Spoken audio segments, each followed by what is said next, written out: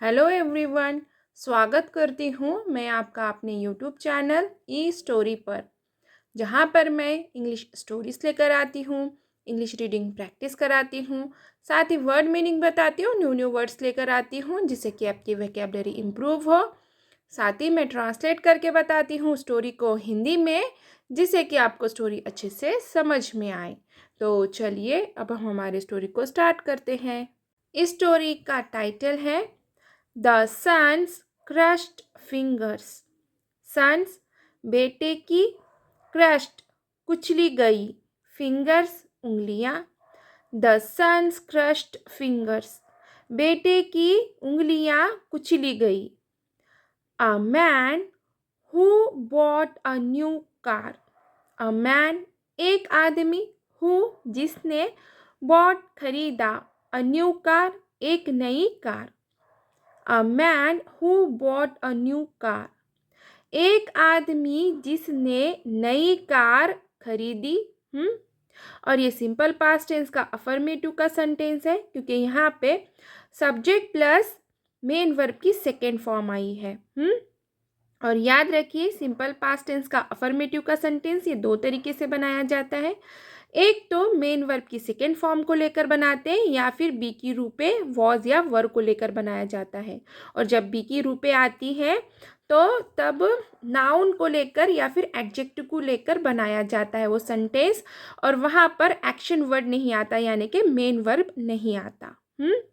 और हु ये relative pronoun है, और ये रिलेटिव प्रोनाउन व्यक्ति के लिए आता है, और यहाँ पर इस आदमी के लिए आया है। Came to his house to show it to his wife. Came to आया, his house अपने घर, to show दिखाने के लिए, it उसे, to his wife अपनी पत्नी को। Came to his house to show it to his wife अपनी पत्नी को उसे दिखाने के लिए अपने घर आया। इट ये प्रोनाउन है, और यहाँ पर इस कार के लिए आया है। मतलब के अपने पत्नी को कार दिखाने अपने घर आया। Was who was working in the kitchen. Who जो, वॉस था थी थे, वर्किंग कर रही थी, इन किचन किचन में। Who was working in the kitchen जो किचन में काम कर रही थी। और हु ये रिलेटिव प्रोनाउन है, और ये व्यक्ति के लिए आता है, और यहाँ पर इस वाइफ के लिए आया है। काम कौन कर रही थी? वाइफ कर रही थी। वाइफ किचन में काम कर रही थी।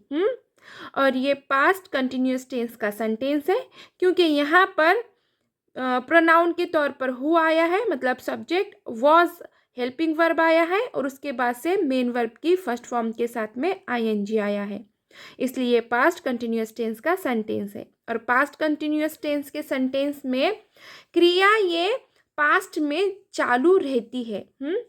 मतलब कि ये पास्ट की बात है, और तब वो काम कर रही थी। मतलब कि क्रिया जो उसका काम है वो चालू था पास्ट में। But when they came out.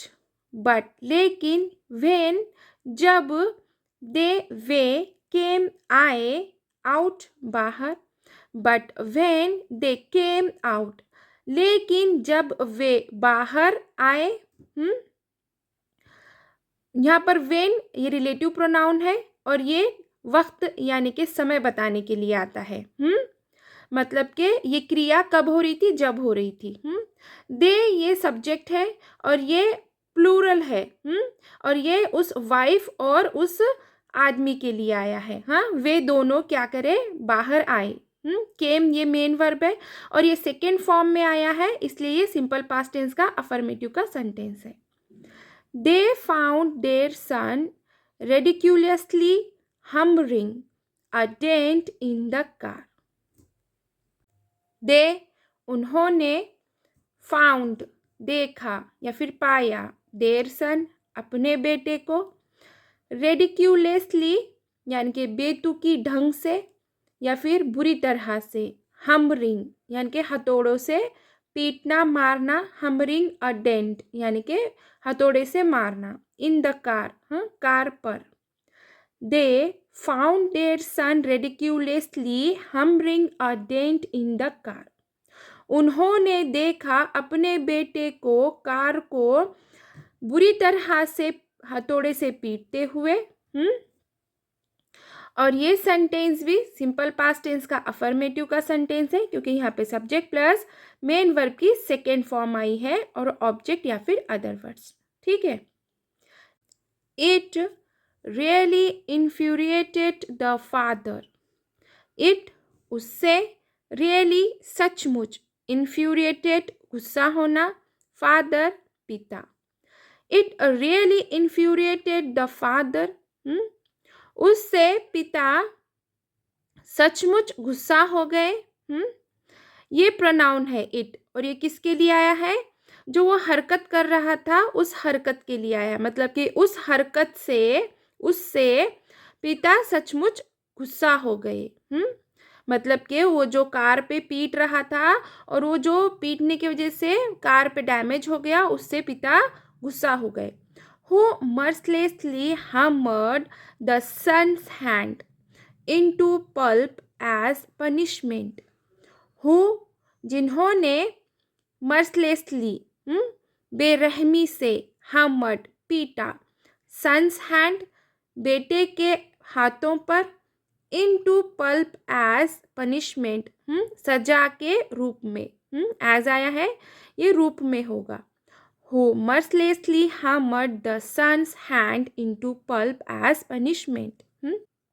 जिन्होंने बेरहमी से बेटे के हाथ पर पीटा सजा के रूप में। और ये हु, ये रिलेटिव प्रोनाउन है और ये व्यक्ति के लिए आता है, और यहाँ पर ये फादर के लिए आया है। As he got back his wheat. As जैसे ही उसे, गॉट मिली, बैक वापस, हीज विट उसकी समझदारी या फिर समझ। As he got back his wit जैसे ही उसे उसकी समझ वापस मिली।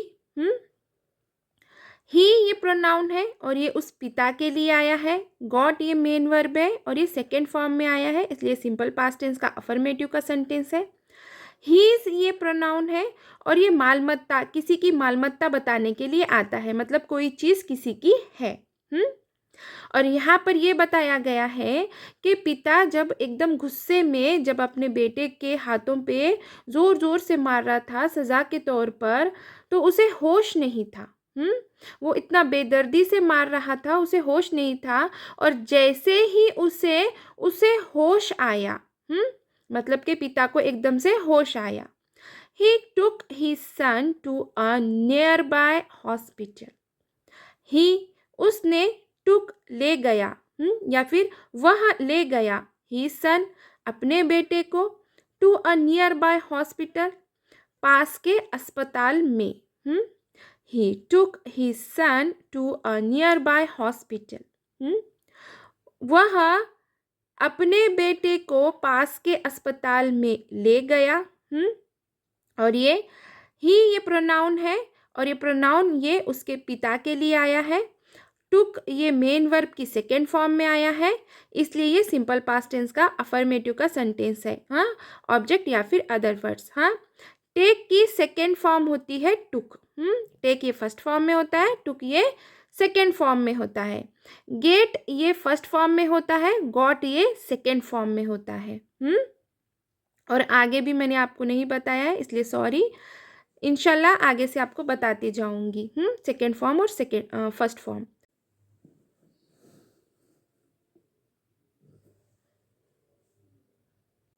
Where in order to save his hand, the doctors finally had to amputate the fingers from the boy's both hands. Where जहाँ, to save बचाने के लिए, his hand उसके हाथ, the doctors were in order to save his hand the doctors, जहाँ उसके हाथ बचाने के लिए डॉक्टरों ने, वेयर ये रिलेटिव प्रोनाउन है और ये जगह के लिए आता है और ये हॉस्पिटल के लिए आया है। हीज ये प्रोनाउन है और ये किसी की मालमत्ता बताने के लिए आता है, मतलब कोई चीज़ किसी की है। हाथ किसके हैं? उसके हैं। फाइनली आखिरकार, एम्प्यूटेट यानी कि काटना पड़ा या फिर काटा। फिंगर्स उंगलियां, फ्रॉम से, बॉयज यानी कि लड़के के, एपोस्ट्रोफी एस है इसलिए काकी के होगा। बोथ यानी कि दोनों, हैंड्स यानी कि हाथ। Finally had to amputate the fingers from the boy's both hands. लड़के के दोनों हाथों से उंगलियां आखिरकार काटना पड़ा। या फिर आखिरकार लड़के के दोनों हाथों से उंगलियां काटना पड़ा, या फिर काटा। उसके हाथ बचाने के लिए डॉक्टरों को ये ऑर्डर देना पड़ा या फिर फैसला करना पड़ा कि उसके हाथ बचाने के लिए उंगलियां काटनी पड़ी। When the boy woke up from the surgery and saw his bandaged steps, he innocently said, "Dad, I am sorry." When जब बॉय लड़का वॉकअप उठा फ्रॉम से surgery, when the boy woke up from the surgery, जब लड़का surgery से उठा। When ये relative pronoun है और ये समय दर्शाने के लिए आता है। Boy woke up, boy subject है और वॉक अप ये मेन वर्ब की सेकेंड फॉर्म है, इसलिए सिंपल पास्ट टेंस का अफर्मेटिव का सेंटेंस है। वेक की सेकेंड फॉर्म वॉक होती है। And saw his bandage steps, and और सॉ देखा, हीज बैंडेज स्टेप्स यानी कि पट्टियाँ, गोल गोल रोल की हुई पट्टियाँ। And saw his bandage steps और उसकी पट्टियाँ देखा। ही इनोसेंटली सेड, ही उसने इनोसेंटली मासूमियत से सेड कहा। से की ये सेकेंड फॉर्म है। से ये फर्स्ट फॉर्म में होता है और सेड ये सेकेंड फॉर्म में मेन वर्ब है ये। ही इनोसेंटली सेड, उसने मासूमियत से कहा और ये सिंपल पास्ट टेंस का अफर्मेटिव का सेंटेंस है। Daddy I am sorry, daddy पिताजी, आई एम सॉरी मुझे माफ़ कर दे। और ये प्रेजेंट टेंस का, सिंपल प्रेजेंट टेंस का अफर्मेटिव का सेंटेंस है, क्योंकि यहाँ पर सब्जेक्ट प्लस बी के रूपों में से एम आया है। डैडी आई एम सॉरी, पिताजी मुझे माफ़ कर दे। देन ही आस्क्ड, देन फिर, ही उसने, आस्क्ड कहा। देन ही आस्क्ड फिर उसने कहा। ये भी सिंपल पास्ट टेंस का अफर्मेटिव का सेंटेंस है, क्योंकि यहाँ पे सब्जेक्ट प्लस मेन वर्ब की सेकेंड फॉर्म आई है। But when are my fingers going to grow back, but लेकिन, व्हेन कब, माई फिंगर्स मेरी उंगलियां, गोइंग टू ग्रो बैक वापस उग जा रही होंगी। But when are my fingers going to grow back, लेकिन कब मेरी उंगलियां वापस उग जा रही होंगी। और व्हेन यहाँ पर आया है क्योंकि यहाँ पे प्रश्नार्थी वाक्य है, इसलिए WH फैमिली में से, WH फैमिली वर्ड से व्हेन आया है और सेंटेंस के आखिर में प्रश्नार्थी चिन्ह है। और याद रखिए प्रश्नार्थी वाक्य ये दो तरीके से बनाया जाता है। एक तो स्टार्टिंग में WH फैमिली वर्ड आता है और आखिर में प्रश्नार्थी चिन्ह आता है, या फिर हेल्पिंग वर्ब आता है स्टार्टिंग में, सेंटेंस के स्टार्टिंग में हेल्पिंग वर्ब आता है और सेंटेंस के आखिर में प्रश्नार्थी चिन्ह आता है। और ये सेंटेंस ये प्रेजेंट कंटिन्यूअस टेंस का सेंटेंस है, क्योंकि यहाँ पर आर के साथ में मेन वर्ब की फर्स्ट फॉर्म के साथ में आईएनजी आया है, इसलिए ये प्रेजेंट कंटिन्यूअस टेंस का सेंटेंस है और यहाँ पर क्रिया चल रही है। और इसका फॉर्मूला है, इसका प्रश्नार्थी वाक्य का फॉर्मूला है व्हेन, मतलब WH वर्ड फैमिली वर्ड में से when plus helping verb plus subject plus main verb की फर्स्ट फॉर्म के साथ में आईएनजी, अदर वर्ड्स या फिर object. The incident terminated the father and he committed suicide. The incident घटना, टर्मिनेटेड दुखदाई हुई, द फादर पिता के लिए, एंड और ही उसने, कमिटेड सुसाइड यानी कि आत्महत्या कर ली। The incident terminated the father and he committed suicide. पिता के लिए घटना दुखदाई हुई और उसने आत्महत्या कर ली। और ही प्रोनाउन है और ये उस पिता के लिए आया है।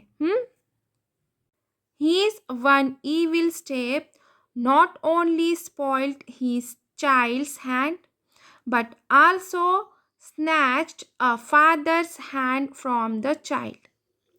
His one evil step, उसके एक बुरे कदम ने, not only ना केवल, spoiled his child's hand, उसके बच्चे के हाथ खराब किए, बट आल्सो यद्यपि, बल्कि, स्नैच छीन लिया, अ फादर्स हैंड पिता के हाथ, फ्रॉम से, द चाइल्ड बच्चे से। His one evil step not only spoiled his child's hand but also snatch a father's hand from the child. उसके एक बुरे कदम ने ना केवल उसके बच्चे के हाथ खराब किए, यद्यपि बल्कि पिता के हाथ बच्चे से छीन लिए। और ये पूरा sentence not only but also का सेंटेंस है। इसका मतलब होता है केवल इतना ही नहीं बल्कि ये भी। जिस तरह से पैसिव का सेंटेंस होता है, एबल टू का सेंटेंस होता है, उसी तरह से नॉट ओनली बट आल्सो का सेंटेंस होता है। मतलब जो फर्स्ट सेंटेंस होता है जो दूसरे से जुड़ा होता है, उसका मीनिंग क्या होता है कि केवल इतना ही नहीं बल्कि और भी बताने के लिए ये वर्ड्स का यूज होता है। नॉट ओनली बट आल्सो का यूज होता है। ठीक है, अब देखेंगे moral of the story. Any action we take in rage may hurt us. Any action, कोई भी काम, we, हमने, take in rage, गुस्से में लिया गया हो या फिर गुस्से में किया गया हो, may hurt us यानी कि हमें परेशान कर सकता है। Any action we take in rage may hurt us. हमने गुस्से में किया हुआ कोई भी काम हमें परेशान कर सकता है। So push and ponder for a while to reach any decision. So इसलिए पुश रुके, एंड और पॉन्डर विचार करें, वाइल पहले, रिच पहुंचने के, एनी डिसीजन किसी भी निर्णय या फिर किसी भी फैसले के पहले। So push and ponder for a while to reach any decision. इसलिए किसी भी फैसले तक पहुंचने के पहले सोचे और रुके और सोचे। तो चलिए, यहीं पे हमारी स्टोरी ख़त्म होती है। आशा है कि मेरी स्टोरी आपको ज़रूर पसंद आई होगी। अगर मेरी स्टोरी आपको पसंद आई है तो प्लीज़ इसे लाइक ज़रूर कीजिए, शेयर कीजिए, कमेंट कीजिए, प्लीज़ हाइप ज़रूर कीजिए, और न्यू है चैनल पर तो प्लीज़ सब्सक्राइब ज़रूर कीजिए। Thank you for watching.